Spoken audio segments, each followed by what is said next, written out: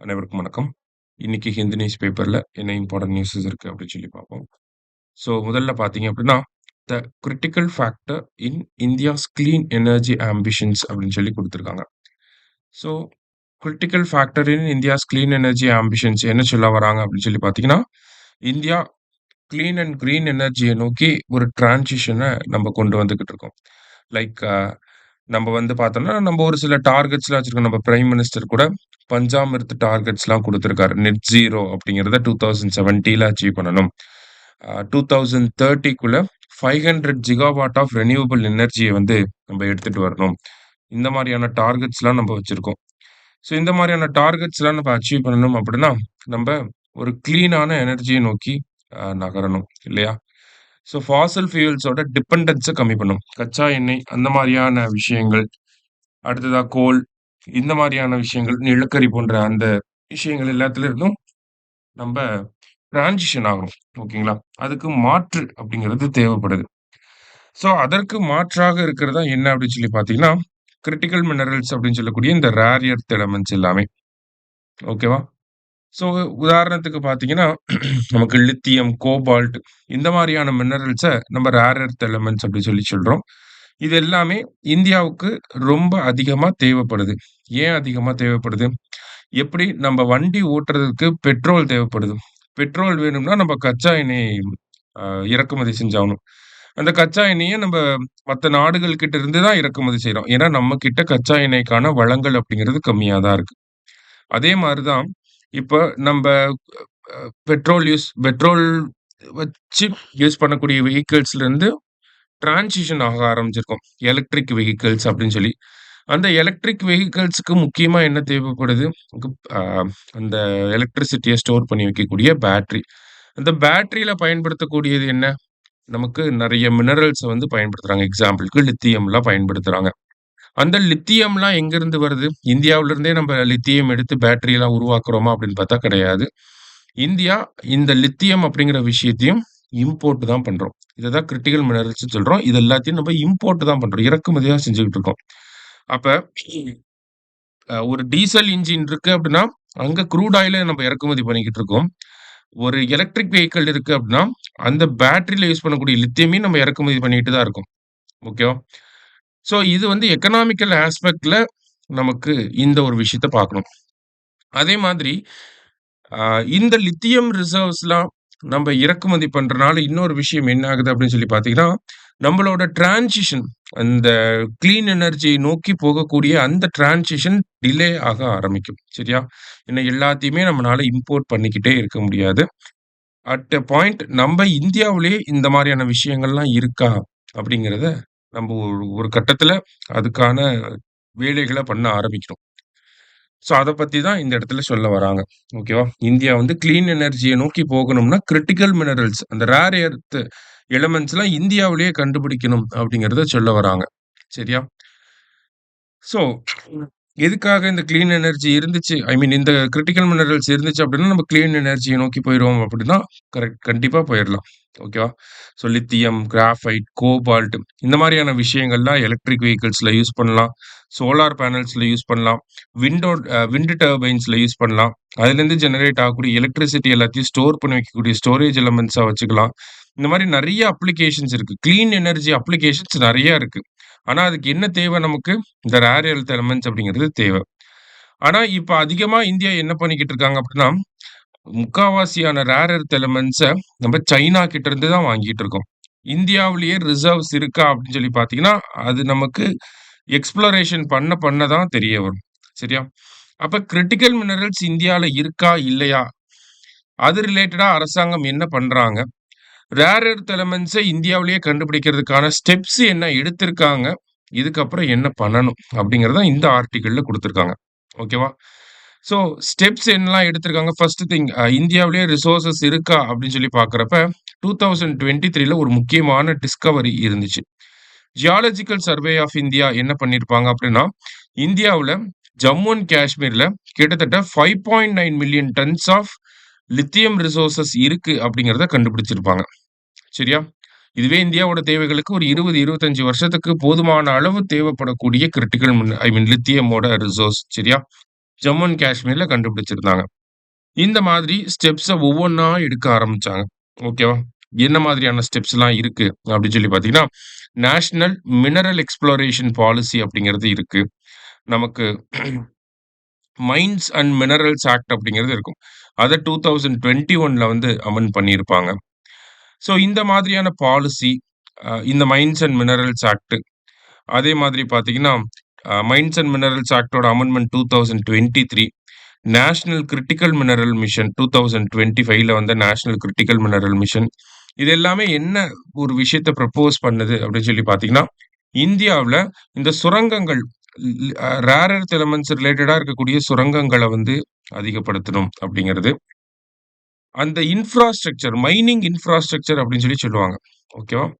ஒரு சுரங்கம் ஏற்படுத்தணும் அப்படின்னா, அதுக்கு தேவையான கட்டமைப்பு, அதுக்கு தேவையான எக்யூப்மென்ட்ஸ், உபகரணங்கள் இது எல்லாமே தேவைப்படும். ஸோ அந்த மைனிங் இன்ஃப்ராஸ்ட்ரக்சர்ல இன்வெஸ்ட்மென்ட்ட பண்றது. ஓகேங்களா? அதே மாதிரி முக்கியமான இன்னொரு விஷயம் என்னன்னா, பிரைவேட் செக்டாரோட பார்ட்டிசிபேஷன அதிகப்படுத்துறது. ஓகே. இப்ப மைன்ஸ் அண்ட் மினரல்ஸ் ஆக்ட் 2023ல அமெண்ட் பண்ணி, uh mines and minerals I mean இந்த எக்ஸ்ப்ளோரேஷன்க்குள்ள பிரைவேட் பிளேயர்ஸ வந்து அலோவ் பண்ணியிருப்பாங்க. சரியா? இந்த மாரி பிரைவேட் என்டைட்டீஸ்க்கு வந்து நம்ப லைசென்ஸ் வந்து குடுக்கறது. இந்த மாரியான ஸ்டெப்ஸ் எல்லாம் இந்தியா எடுக்க ஆரம்பிச்சிருக்காங்க. இதெல்லாம் பாலிசி லெவல்ல. National mineral policy, national critical mineral mission, அடுத்ததா மைன்ஸ் ஆக்ட்டோட அமெண்ட்மென்ட் இந்த மாதிரி. அதே மாதிரி பார்த்தீங்கன்னா, அ நமக்கு வந்து இன்ஸ்டிடியூஷன் வைஸாவும் ஒரு சில நடவடிக்கைகள நம்ப எடுத்திருக்கோம். என்ன நடவடிக்கை அப்படின்னு சொல்லி பார்த்தீங்கன்னா, நம்ம கபில் அப்படின்னு சொல்லி ஒரு அமைப்பு வச்சிருக்கோம். கனிஜ் விதேஸ் லிமிடெட் 2019ல வந்து ஃபார்ம் பண்ணியிருப்பாங்க.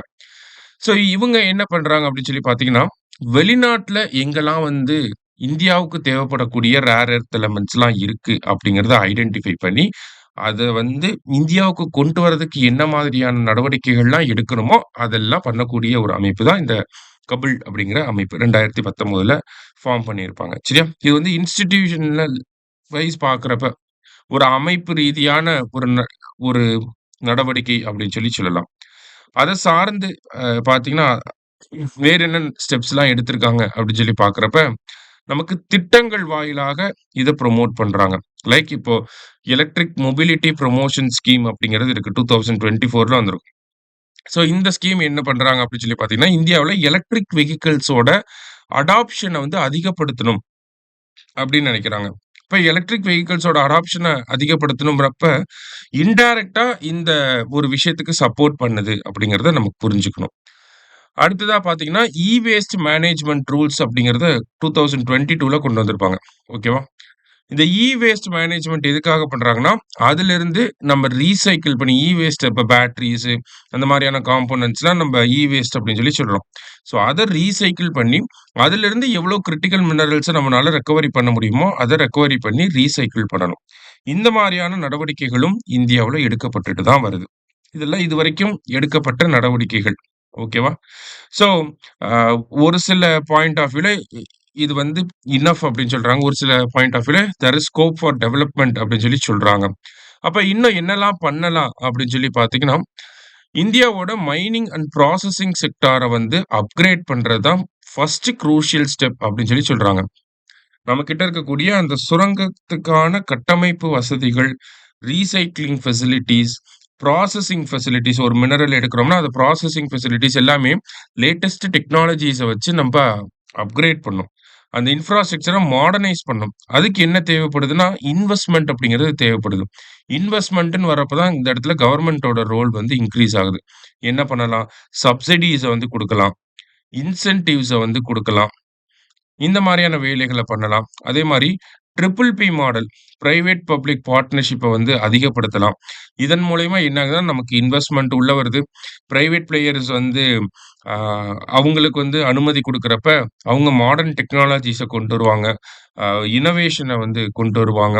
ஃபாரின்ல இருக்கக்கூடிய முக்கியமான டெவலப்மெண்ட்ஸ இந்தியாவுல இம்ப்ளிமெண்ட் பண்ண ட்ரை பண்ணுவாங்க. இந்த மாரியான விஷயங்கள்லாம் இருக்கு. அடுத்ததா பார்த்தீங்கன்னா, இந்தியாவோட ரீசைக்ளிங் இன்ஃப்ராஸ்ட்ரக்சர வந்து அப்கிரேட் பண்ணணும் அப்படின்னு சொல்லி சொல்றாங்க. ஏன் அப்படின்னு சொல்லி பார்த்தீங்கன்னா, இந்தியாவுல கிட்டத்தட்ட 4,000,000 மெட்ரிக் டன்ஸ் ஆஃப் வேஸ்ட்ட நம்ம ஜெனரேட் பண்றோம். கிட்டத்தட்ட 4,000,000 அளவுக்கு அந்த வேஸ்ட் ஜெனரேட் பண்ணாலுமே, நம்ம ஒன்லி 10% தான் அத ரீசைக்கிள் பண்றோம். அப்ப பேட்டரி வேஸ்ட் மேனேஜ்மென்ட் ரூல்ஸ் இந்த மாரி வேஸ்ட் மேனேஜ்மென்ட் ரூல்ஸ்லாம் ஸ்ட்ரிக்ட்டா இம்ப்ளிமெண்ட் பண்ணணும் அப்படிங்கிறதையும் சொல்ல வராங்க. சரியா? ஸோ இந்தியாவோட எனர்ஜி டிரான்சிஷன்க்கு வந்து இந்த கிரிட்டிக்கல் மினரல்ஸ் அப்படிங்கிறது ஒரு முக்கியமான ஃபேக்டரா இருக்கு. அதனால தான் என்னன்னு குடுத்துருக்காங்க. தி critical factor in India's clean energy ambition அப்படின்னு சொல்ல வராங்க. அப்ப அதுக்கு அரசாங்கம் என்னலாம் பண்ணியிருக்காங்க? ஃபர்ஸ்ட்டு எதுக்கு அது தேவை? நீட் என்ன அப்படிங்கிறத பார்த்தோம். கவர்ன்மென்ட் என்ன ஸ்டெப்ஸ்லாம் எடுத்திருக்காங்க அப்படிங்கிறத பார்த்தோம். அது வந்து நமக்கு பாலிசி வைஸ், இன்ஸ்டிடியூஷனல் ஃப்ரேம்வொர்க்கா, ஆ ஸ்கீம்ஸ் ப்ரமோட் பண்றது மூலியமா என்னலாம் பண்ண வராங்க அப்படிங்கிறத நம்ம பார்த்தோம். அடுத்தது இதுக்கப்புறம் அவங்க என்ன பண்ணணும் அப்படிங்கிறதையும் பார்த்திருக்கோம். சரியா? ஸோ கிரிட்டிக்கல் மினரல்ஸ் அப்படிங்கிறது ஒரு expected area in terms of group 1 and group 2 மெயின்ஸ்ல. இப்ப கண்டிப்பா இதெல்லாம் நமக்கு கேட்கறதுக்கு நெறைய சான்சஸ் வந்து இருக்கு. அதே மாரி இதுல பார்த்த இந்த எலக்ட்ரிக் மொபிலிட்டி ஸ்கீம்னா 2024, நேஷனல் கிரிட்டிக்கல் மினரல் மிஷன் அப்டின்னா 2025, நேஷனல் மினரல் எக்ஸ்ப்ளோரேஷன் பாலிசி அப்டின்னா 2016, ஆ கபில் அப்படிங்கிற அமைப்பு எதுக்காக இருக்கு? எப்போ உருவாக்கப்பட்டுச்சு? இது எல்லாமே பிரிலிம்ஸ் பாயிண்ட் ஆஃப் வியூல நமக்கு தேவைப்படும். சரியா? அடுத்தது ரோட் டூ ஜெண்டர் ஈக்விட்டி இன் கோர்ட்ஸ் அப்படின்னு சொல்லி குடுத்துருக்காங்க. ஸோ இது வந்து டைம் அண்ட் டைம் அகைன் இந்த டாபிக் வந்து அடிக்கடி வந்துட்டே தான் இருக்கும். ஓகேவா? ஜெண்டர் ஈக்விட்டி அப்படின்னு சொல்லி இந்த ஆர்டிக்கிள்ல என்ன சொல்ல வராங்க அப்படின்னு சொல்லி பார்த்தீங்கன்னா, ஹையர் ஜுடிஷியரில லைக் சுப்ரீம் கோர்ட்ல ஜெண்டர் ஈக்வாலிட்டிய கொண்டு வரதுக்கு என்ன பண்ணலாம்? லாங் டெர்ம் ஸ்டெப்பா என்ன பண்ணலாம்? அப்படிங்கிறத குடுத்துருக்காங்க. So supreme court and high court இது 2யும் பொறுத்து அங்க இருக்கக்கூடிய விமன் ரெப்ரசன்டேஷன பார்க்கிறப்ப, ah total number of judges in high கோர்ட்ல ஒன்லி 14% தான் விமன் ஜட்ஜஸா இருக்காங்க. மொத்த உயர்நீதிமன்ற நீதிபதிகள்ல வெறும் 14% மட்டும் தான் பெண் நீதிபதிகள் வந்து இருக்காங்க. இதுவே சுப்ரீம் கோர்ட்ல பார்த்தீங்கன்னா, 34 ஜட்ஜஸ் வந்து இருப்பாங்க. அந்த 34 ஜட்ஜஸ்ல ஒரே ஒரு விமன் ஆ மட்டும் தான் இருக்காங்க. Justice PV. நாகரத்னா அவங்க மட்டும் தான் இருக்காங்க. சரியா? அப்ப விமனோட ரெப்ரசன்டேஷன் ரொம்ப கம்மியா இருக்கு அப்படிங்கிறது இதுலருந்து நம்மளால புரிஞ்சுக்க முடியுது. ஆனா இது வந்து ஹையர் ஜுடிஷியரில. ஆனா லோயர் ஜுடிஷியரில பார்த்தீங்கன்னா, விமனோட ரெப்ரசன்டேஷன் ஓரளவுக்கு அக்செப்டபிள் லெவல்ஸ்ல இருக்கு. கிட்டத்தட்ட அ லோயர் ஜுடிஷியரில 38% வந்து விமன் ரெப்ரசன்டேஷன் வந்து இருக்கு. ஜட்ஜஸா வந்து இருக்காங்க. சரியா? ஸோ இதுக்கு முக்கியமான காரணம் என்ன சொல்றாங்க? இந்த ஆர்டிக்கல்ல விமன் ரெப்ரசன்டேஷன் கம்மியா இருக்கிறதுக்கு என்ன முக்கியமான காரணம் சொல்றாங்க அப்படின்னா, கொலீஜியம் சிஸ்டம சொல்றாங்க. கொலீஜியம் சிஸ்டம் இருக்கனால தான் அது டிரான்ஸ்பேரன்ட்டா இல்ல, என்ன கிரைட்டீரியாஸ பேஸ் பண்ணி ஜட்ஜஸ வந்து ஒரு ஹை கோர்ட் ஜட்ஜ சுப்ரீம் கோர்ட் ஜட்ஜா எலிவேட் பண்றாங்கன்றது தெரியல. இந்த மாரி நெறைய ஃப்ளாஸ் அப்படிங்கிறது இந்த கொலீஜியம் சிஸ்டம்ல இருக்கு. சரியா? ஒரு ப்ராப்பர் கிரைட்டீரியாஸ் கிடையாது. டிரான்ஸ்பேரன்சி கிடையாது. நமக்கு வந்து அ ஒரு ஆர்பிட்ரரி டெசிஷனா தான் இருக்கு. அவங்க சொல்றது மட்டும் தான் இருக்கு. என்ன நடக்குது அப்படிங்கிறது புரியல. ஒரு டாப் 4 ஜட்ஜஸோட அந்த ஒப்பீனியன்ஸ் தான் வந்து இந்த இடத்துல வந்து ஒரு அப்பாயின்ட்மென்ட்டையே வந்து லீட் பண்ணுது. இந்த மாதிரியான குறைபாடுகள் நெறையாவே இருக்கு. கொலீஜியம் சிஸ்டம்ல. ஸோ ஒரு அண்டர் பிரிவிலேஜ்டா இருக்கிறவங்க, ஒரு வல்னரபிள் கம்யூனிட்டில இருந்து வர்றவங்க, ஆர் எல்ஸ் விமன் இவங்கலாம் ஜுடிஷியரில ரெப்ரசன்டேஷன் கம்மியா இருக்கிறதுக்கு மேஜர் ஃபேக்டர் கொலீஜியம் சிஸ்டம் அப்படிங்கிறது இந்த இடத்துல சொல்ல வராங்க. அத தாண்டி நம்ம நெறைய ஃபேக்டர்ஸ வந்து சொல்லலாம். ஆ மேபி அ பாஸ்ட்ல வந்து பார்த்தீங்கன்னா, லா அப்படிங்கிற அந்த ஒரு ஸ்டடீஸ்ல விமனோட என்ரோல்மென்ட் கம்மியா இருந்திருக்கலாம்.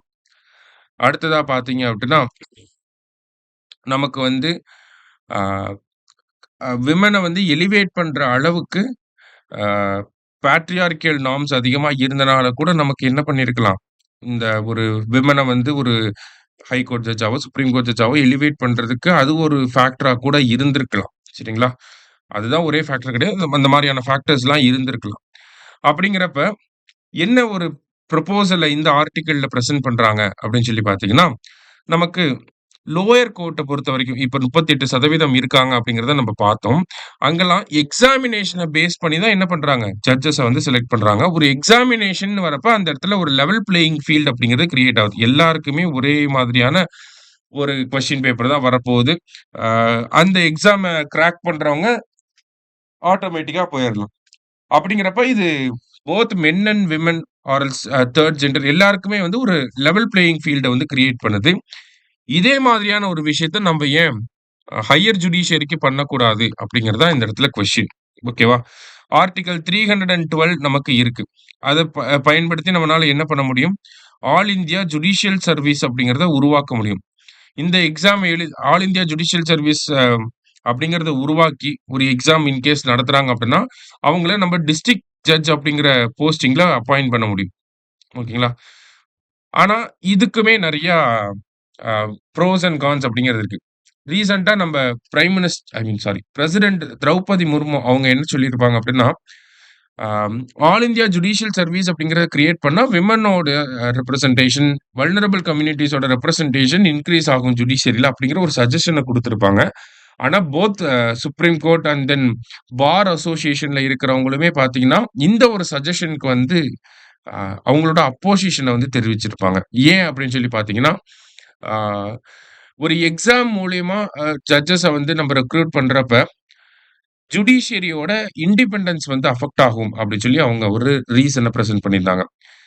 ஜுடிஷியரில எக்ஸிகியூட்டிவோட இன்டர்ஃபரன்ஸ் வந்து அதிகமாயிரும் அப்படிங்கிற ஒரு அ ஒரு அப்போசிஷன வந்து குடுத்திருந்தாங்க. சரியா? ஆனா இது கம்ப்ளீட்லி ட்ரூவா அப்படின்னு சொல்லி பார்த்தா, அந்த ஒரு ஆர்குமென்ட்ட அப்படியே நம்மனால ஏத்துக்க முடியாது. ஏன்னா, நமக்கு லோயர் ஜுடிஷியரில ஆல்ரெடி பார்த்தீங்கன்னா, எக்ஸாம்ஸ பேஸ் பண்ணி தான் என்ன பண்ணிட்டு இருக்காங்க, ஜட்ஜஸ வந்து செலக்ட் பண்ணிட்டு இருக்காங்க. அப்படிங்கிறப்ப லோயர் ஜுடிஷியரில பண்றத ஏன் ஹையர் ஜுடிஷியரில பண்ண முடியாது அப்படிங்கிற ஒரு கேள்வியும் இந்த இடத்துல பிரசன்ட் பண்றாங்க. அப்ப ஹையர் ஜுடிஷியரில நம்ம எக்ஸாம் மூலியமா எடுக்க முடியும். யுபிஎஸ்சி வந்து சக்சஸ்ஃபுல்லா இயர் ஆன் இயர் அந்த ஒரு விஷயத்த பண்ணிக்கிட்டு இருக்காங்க. அந்த இடத்துல டிரான்ஸ்பேரன்சி அப்படிங்கிறதும் இருக்கு. டைவர்சிஃபைடான கேண்டிடேட்ஸ வந்து நம்மளால செலக்ட் பண்ண முடியுது. கோட்டா சிஸ்டம் அப்படிங்கிறதுமே அந்த இடத்துல அப்ளிகபிள் ஆகுது. அப்படிங்கிறப்ப நமக்கு ஜுடிஷியரில ஒரு டைவர்சிஃபைடான ஒரு விஷயத்த ஒரு ஜட்ஜஸ் அ பாப்புலேஷன வந்து கொண்டு வரதுக்காக, நம்ம இந்த ஒரு விஷயத்த பண்ணலாம் அப்படிங்கிறது தான் இந்த இடத்துல ஒரு ஒரு வே ஃபார்வர்டா நமக்கு சொல்றாங்க. ஸோ, அப்ப யுபிஎஸ்சி கிட்ட அந்த சிலபஸ், ட்ரெய்னிங் ப்ராசஸ் இது எல்லாத்தையுமே வந்து சுப்ரீம் கோர்ட் பிரிஸ்கிரைப்டா இருக்கட்டும். சுப்ரீம் கோர்ட் சொல்லக்கூடிய அந்த சஜஷன்ஸ பேஸ் பண்ணியே all India judicial service examination நடத்தி, உங்களுக்கு ட்ரெய்னிங்குமே சுப்ரீம் கோர்ட் குடுத்துரலாம்.